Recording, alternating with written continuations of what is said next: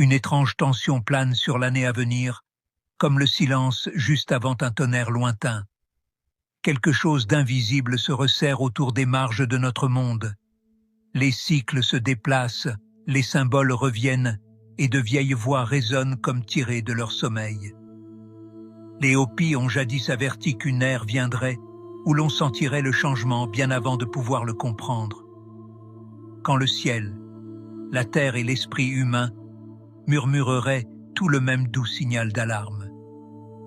Et maintenant, ce murmure semble plus fort que jamais. Si vous êtes prêts à entrer dans les avertissements oubliés et à suivre la piste vers le 5e monde, restez avec moi. Dévoilons ce mystère ensemble. Selon la tradition Hopi, le monde sous nos pieds n'est pas le premier, ni même le 2e ou le 3e, c'est le 4e. Chaque monde précédent est né de l'harmonie et est tombé lorsque l'humanité s'est égarée trop loin de l'équilibre. Ces cycles n'étaient pas des catastrophes arbitraires, mais des ruptures spirituelles.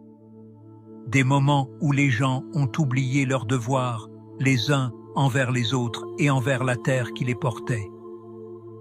Les Hopis disent que ces vérités ont été gravées dans la pierre, conservées en spirale et en chemins ramifiés qui tracent la cadence du temps lui-même. Dans leur récit, le 1er monde est tombé par le feu, le 2nd par la glace, le 3e par les inondations, chaque ruine reflétant la pourriture intérieure des peuples qui y vivaient. Et bien que les détails varient selon les versions, un thème demeure inébranlablement clair. Les mondes ne finissent pas seulement par une force extérieure.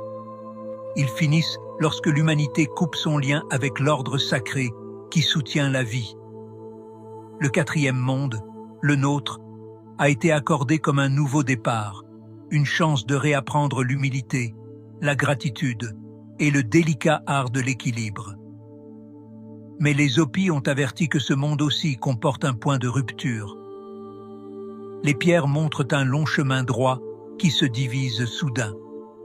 Un sentier descend vers le chaos, tandis que les gens poursuivent des illusions. L'autre grimpe vers l'harmonie.